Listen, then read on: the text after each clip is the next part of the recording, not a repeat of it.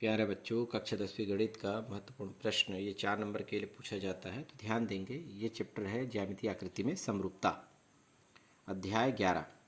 तो चलिए देखते हैं। चित्र में यानी चित्र दिया जाएगा, इसमें AD लंब है BC पर, AD लंब BC पर, ठीक है। प्रूफ करके दिखाना यानी सिद्ध करके दिखाना, AB² + CD² बराबर BD² + AC का वर्ग। इस तरह से प्रूफ करके दिखाना है। बहुत ही छोटा प्रश्न है, लेकिन ध्यान से देखेंगे तो ये सवाल आसानी से बन जाएगा। तो चलिए देखते हैं। हमारे पास जब इस तरह की आकृति दी जाएगी तो आपको दो चित्र दिखाई दे रहे हैं, यानी त्रिभुज है ना, ADB और ADC। ये समकोण त्रिभुज है, और समकोण जहाँ त्रिभुज बनता है वहाँ पे पाइथागोरस प्रमेय लागू कर सकते हैं।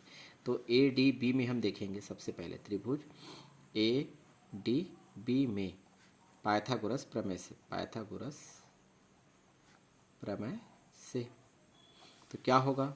ये वाला भुजा आपका BD आधार होगा, AD लंब होगा, और तीसरी बड़ी भुजा कर्ण कहलाती है, तो AB कर्ण होगा।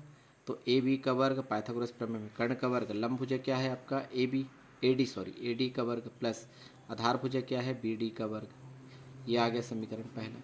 इसी प्रकार से हम देखते हैं दूसरे त्रिभुज पर। कौन सा त्रिभुज है? ADC। त्रिभुज ADC में सेम टू सेम यानी पाइथागोरस प्रमेय से, तो ये वाला भुजा लंब CD जो है आपका आधार, और AC भुजा कर्ण होगा। तो AC का वर्ग यानी कर्ण का वर्ग बराबर लंब का वर्ग होता है। लंब क्या है? AD का वर्ग प्लस आधार का वर्ग यानी CD का वर्ग। ये आ गया समीकरण दूसरा। अब बात करते हैं हमें क्या प्रूफ करके दिखाना है। यहाँ पर आपको देखना है AB का वर्ग प्लस CD का वर्ग लाना है। तो इसके लिए हम क्या करेंगे, समीकरण पहला को दूसरे में घटा देंगे। समीकरण पहला में घटाएंगे समीकरण दूसरा को, तो बाएं पक्ष बाएं तरफ से घटाएंगे, दाएं को दाएं तरफ से घटा देंगे। तो बाएं पक्ष में क्या है? AB का वर्ग माइनस क्या करेंगे, घटा रहे हैं AC का वर्ग को। और पहले समीकरण है ऊपर में दाएं तरफ AD का स्क्वायर प्लस BD का स्क्वायर, फिर माइनस घटाएंगे, तो घटाएंगे तो ये वाला घटाएंगे, तो इसे आप कोष्टक में रखें, AD का स्क्वायर प्लस CD का स्क्वायर। ठीक है, आप कोष्टक को ओपन कर देंगे। यहाँ पर AB का स्क्वायर माइनस AC का स्क्वायर बराबर AD का स्क्वायर प्लस BD का स्क्वायर। ये जब भी हम माइनस लेते हैं और दोनों प्लस है तो इसके चिन्ह को बदल दीजिए, या प्लस माइनस माइनस या प्लस माइनस माइनस ही होगा।